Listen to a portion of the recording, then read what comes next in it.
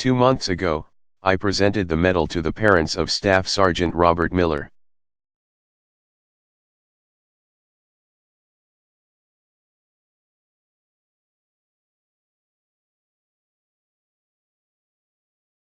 Who gave his life here in Afghanistan as a member of the Green Berets.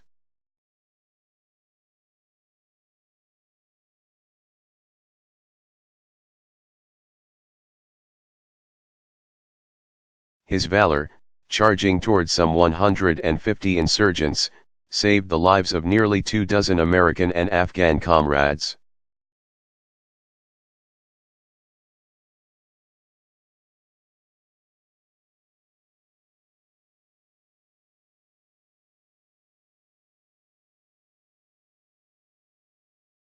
Last month, we held another ceremony.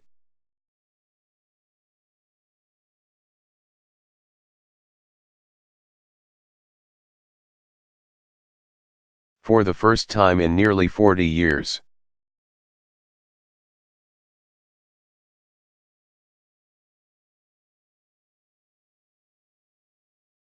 The recipient of the Medal of Honor for an ongoing conflict was actually able to accept it in person.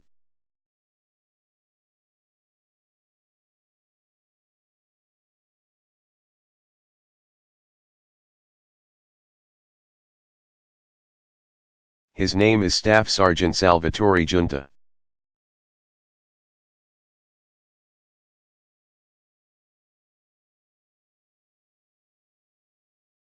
And some of you may have seen his story, but I want to tell it again tonight because of what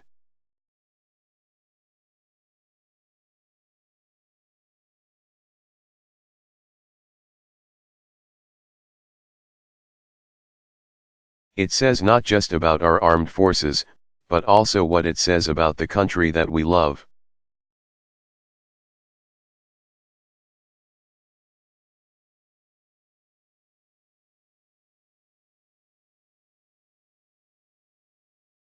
So 3 years ago, Sal and his platoon were in Korengal Valley.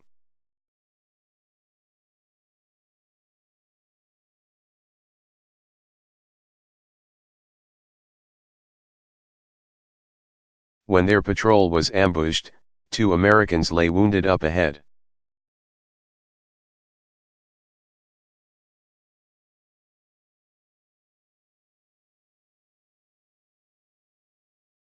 That's when Sal and his men counterattacked.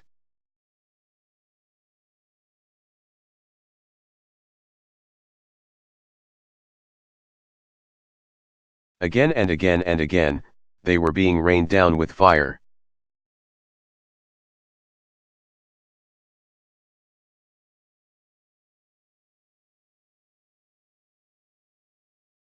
But they just kept counterattacking because they wanted to get their 2 buddies.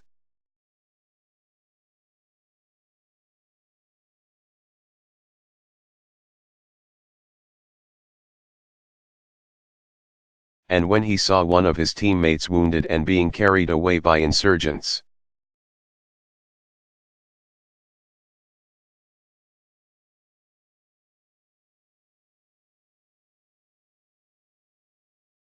Sal rushed in to help his friends despite the bullets.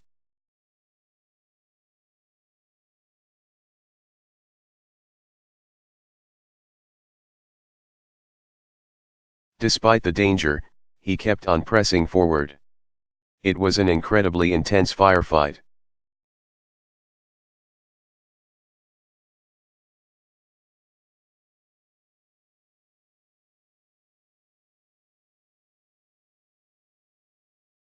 And by the time it was finished, every single member of that platoon had shrapnel or a bullet hole in their gear.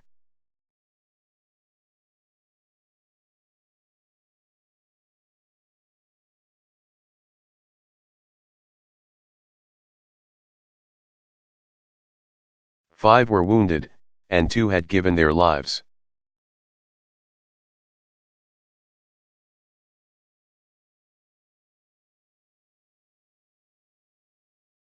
Now, Sal is a pretty humble guy.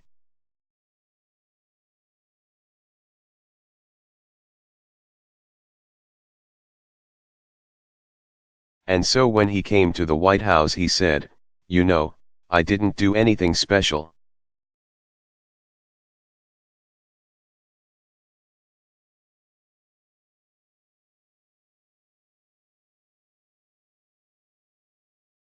He said he was just doing his job, that he didn't do anything that his brothers wouldn't have done for him.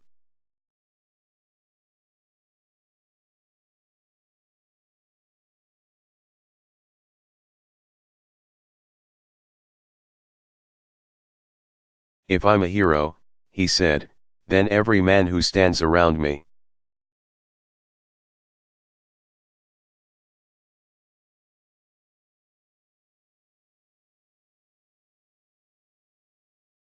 Every woman in the military, every person who defends this country is also a hero.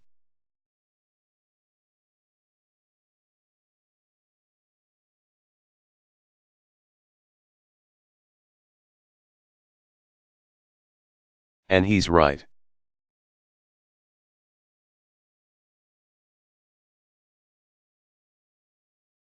Each of you has your own story. Each of you is writing your own chapter in the story of America and the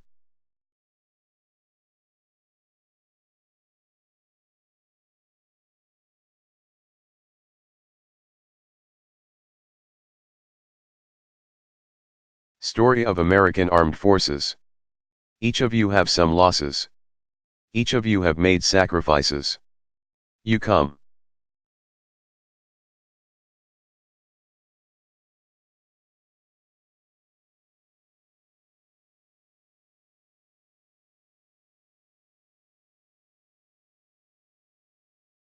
from every conceivable background, from big cities and small towns, from every race and faith and station.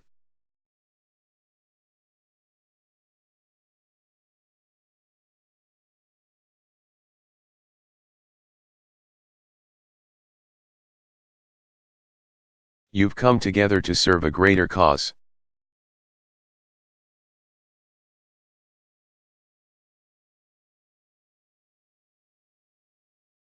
One that matters to the citizens of your country back home and to strangers who live a world away.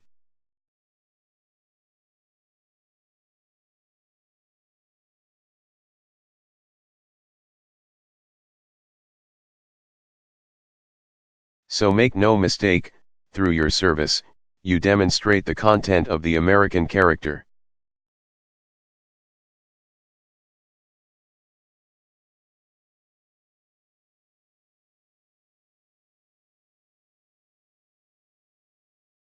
Sal is right, every single one of you is a hero.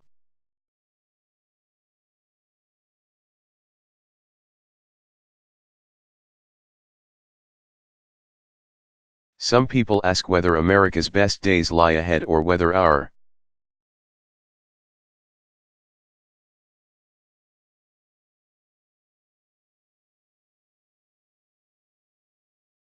greatness stretches back behind us in the stories of those who've gone before.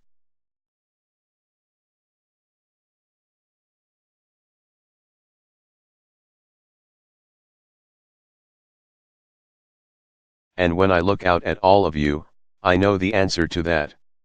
You give me hope. You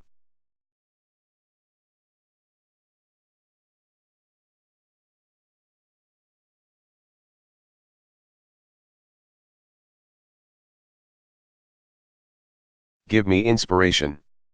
Your resolve shows that Americans will never succumb to fear.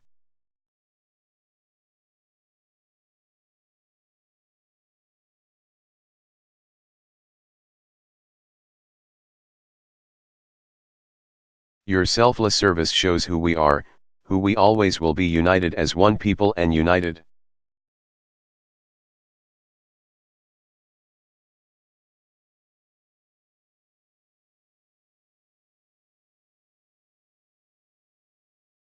As one nation, for you embody and stand up for the values that make us what we are as a people.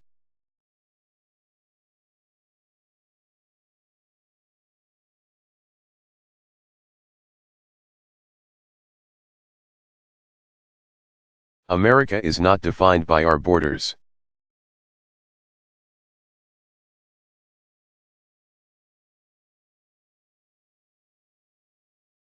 We are defined by a common creed.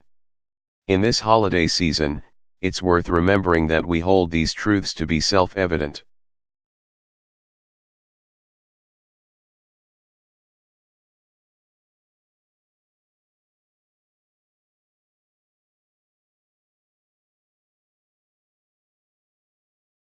That all men are created equal, that we are endowed by our Creator by certain inalienable rights.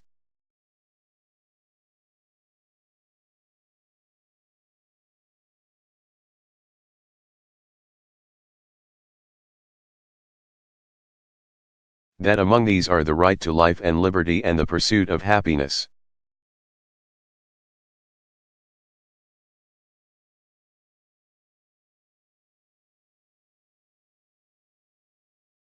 And that's what you're fighting for here in Afghanistan, and that's what you're protecting back home.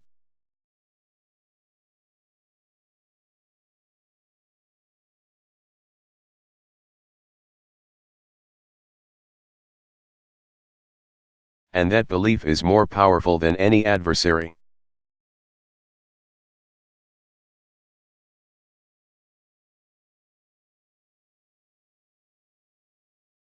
So we may face a tough enemy in Afghanistan, and we're in a period of tough challenges back home.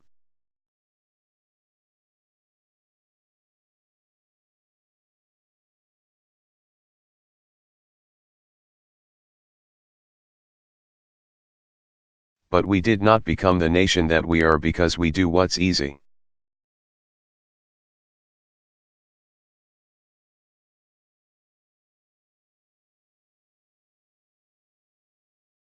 As Americans we've endured and we've grown stronger.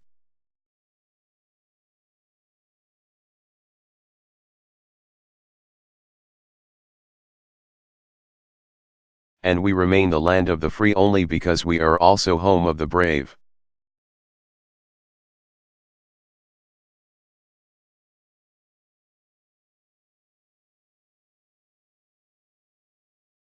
And because of you, I know that once more, we will prevail.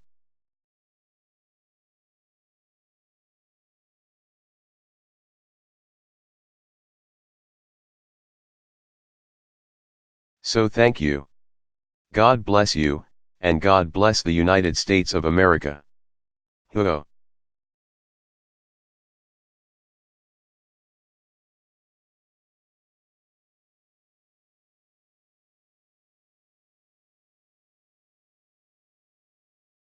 Thank you, everybody, and Happy New Year.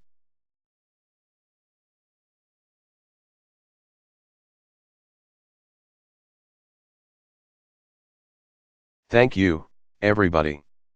God bless you.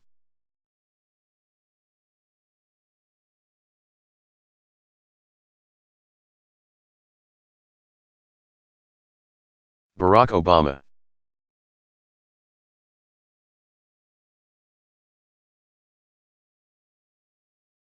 Commencement address at Barnard College.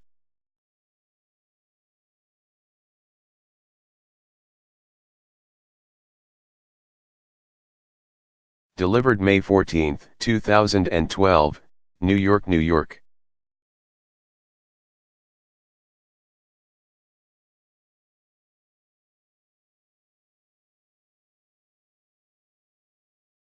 Thank you, President Spar, Trustees, President Ballinger.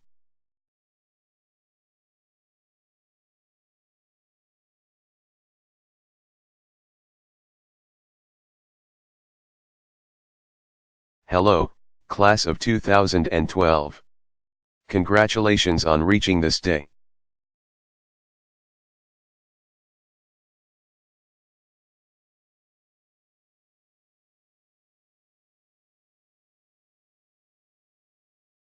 Thank you for the honor of being able to be a part of it.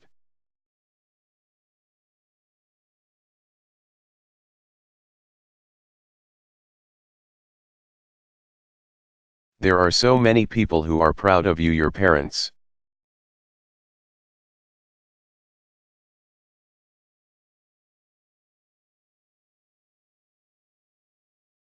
Family, faculty, friends, all who share in this achievement.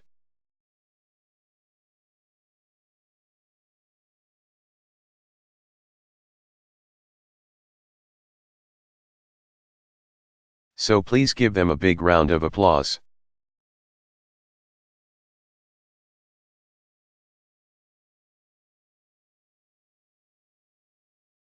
To all the moms who are here today.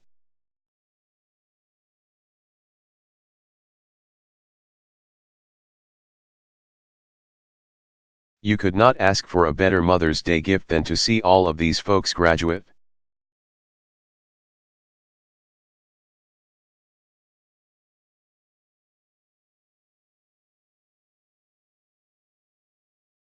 I have to say, though, whenever I come to these things,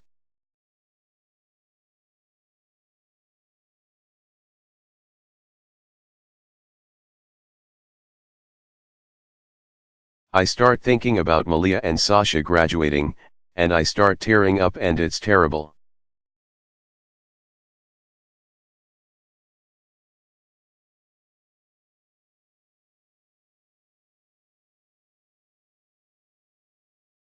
I don't know how you guys are holding it together.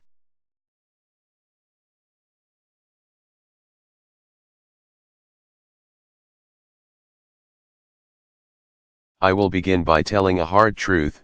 I'm a Columbia College graduate.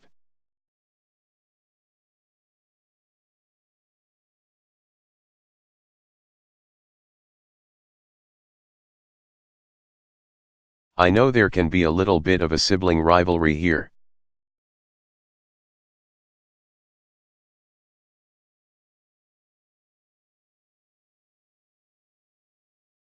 But I'm honored nevertheless to be your commencement speaker today, although I've got to say,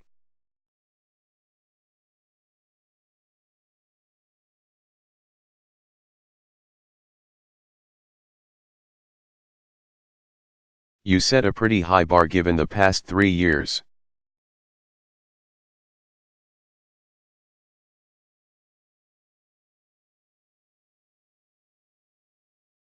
Hillary Clinton, Meryl Streep, Sheryl Sandberg, these are not easy acts to follow.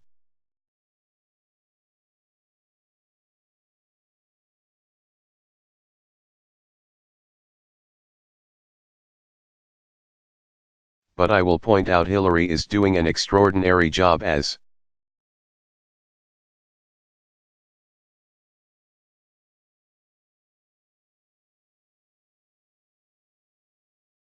one of the finest secretaries of state America has ever had.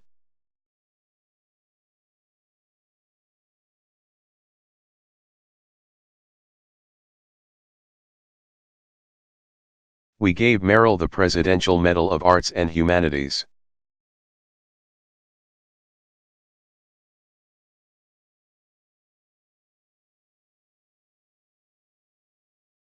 Sheryl is not just a good friend, she's also one of our economic advisors.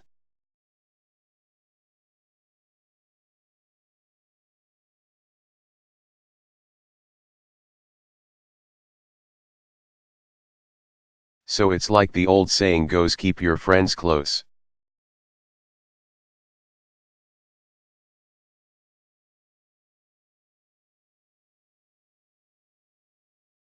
And your Barnard commencement speaker's even closer. There's wisdom in that.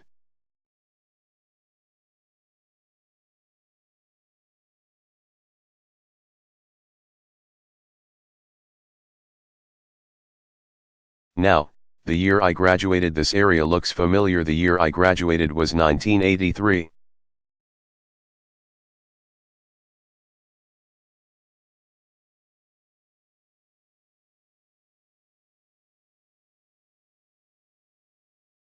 The first year women were admitted to Columbia.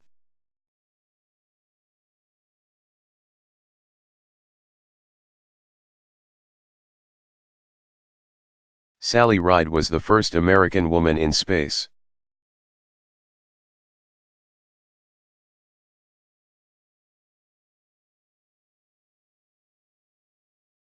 Music was all about Michael and the moonwalk.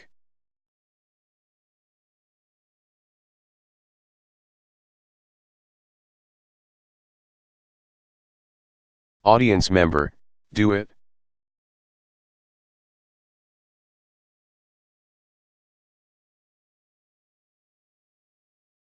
The President, no moonwalking.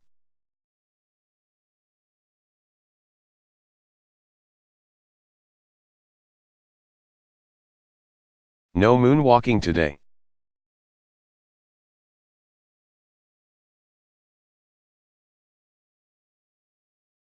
We had the Walkman, not iPods.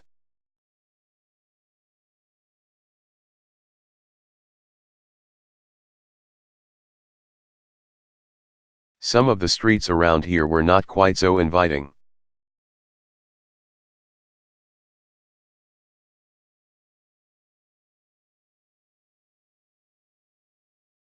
Times Square was not a family destination.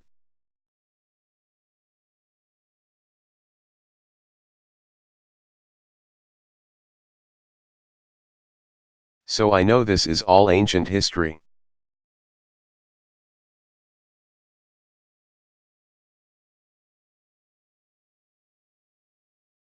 Nothing worse than commencement speakers droning on about bygone days.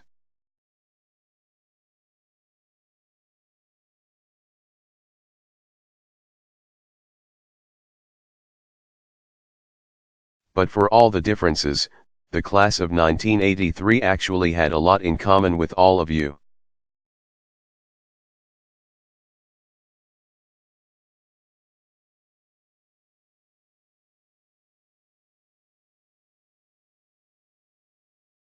For we, too, were heading out into a world at a moment when our country was still.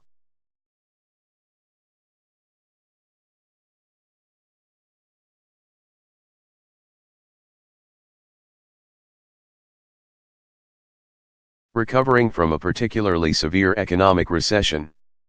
It was a time of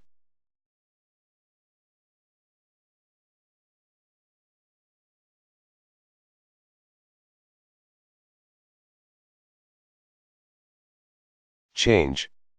It was a time of uncertainty. It was a time of passionate political debates.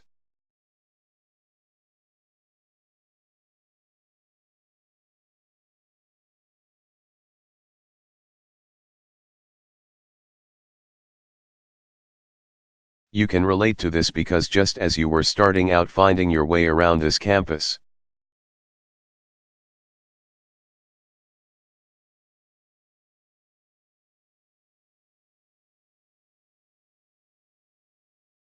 an economic crisis struck that would claim more than 5 million jobs before the end of your freshman year.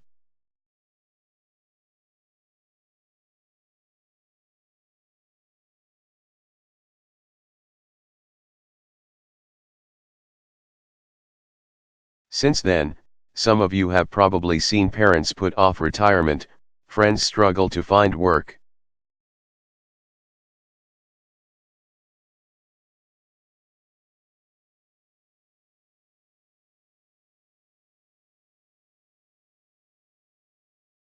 And you may be looking toward the future with that same sense of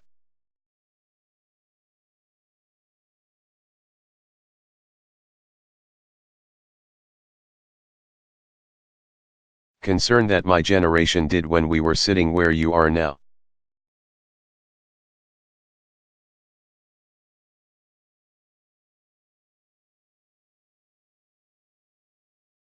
Of course, as young women, you're also going to grapple with some unique challenges.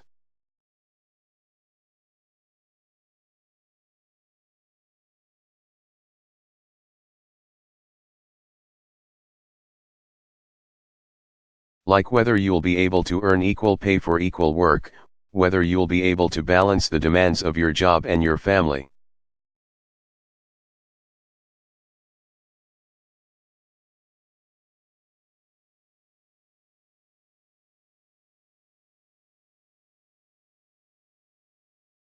Whether you'll be able to fully control decisions about your own health.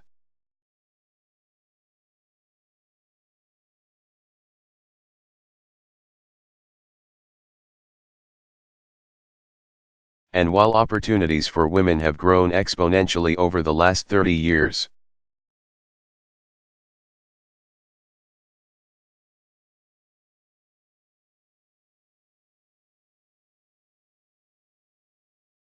As young people, in many ways you have it even tougher than we did.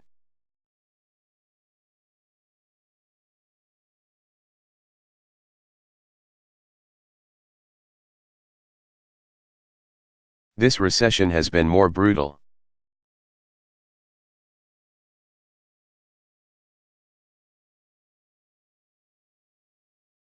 The job losses steeper. Politics seems nastier. Congress more gridlocked than ever.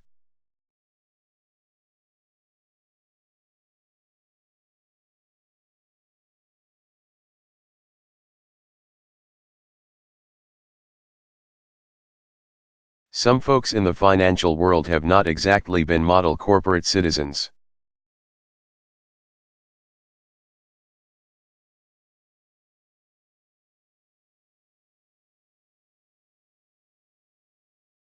No wonder that faith in our institutions has never been lower.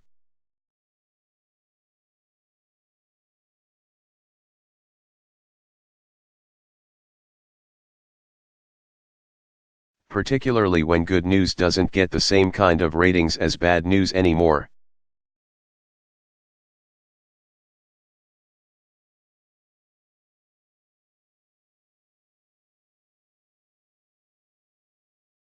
Every day you receive a steady stream of sensationalism and scandal and stories with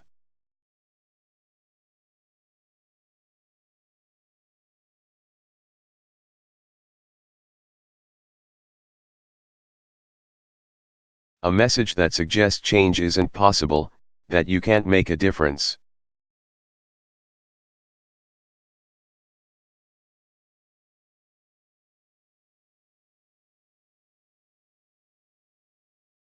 That you won't be able to close that gap between life as it is and life as you want it to be.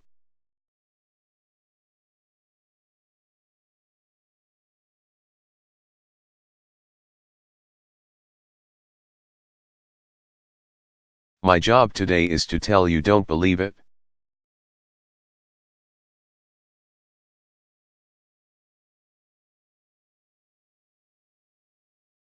Because as tough as things have been, I am convinced you are tougher.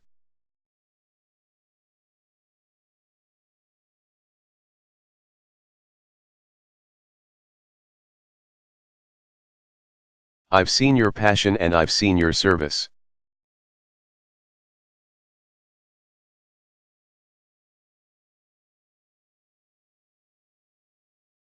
I've seen you engage and I've seen you turn out in record numbers.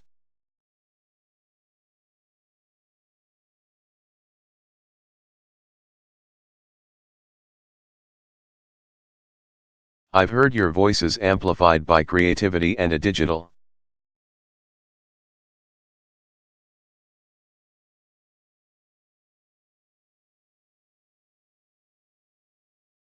Fluency that those of us in older generations can barely comprehend.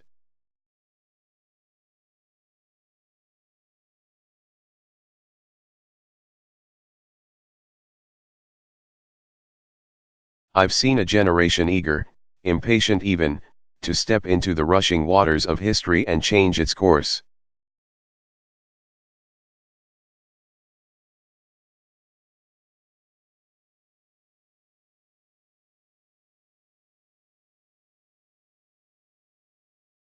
And that defiant, can-do spirit is what runs through the veins of American history.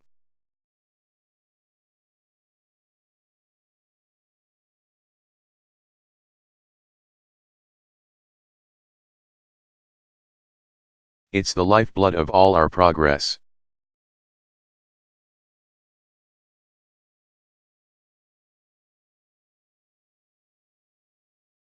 And it is that spirit which we need your generation to embrace and rekindle right now.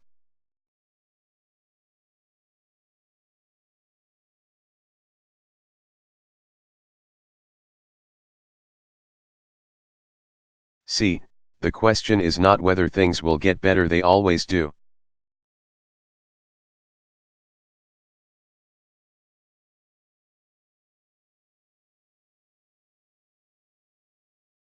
The question is not whether we've got the solutions to our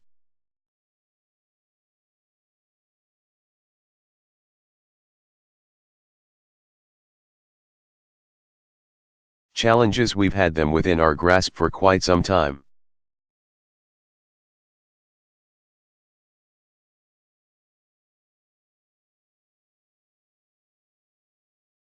We know, for example, that this country would be better off if more Americans were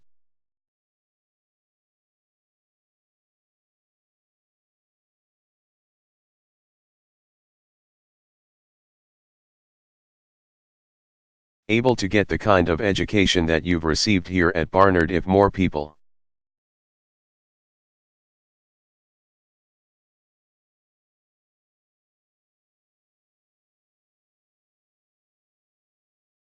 could get the specific skills and training that employers are looking for today.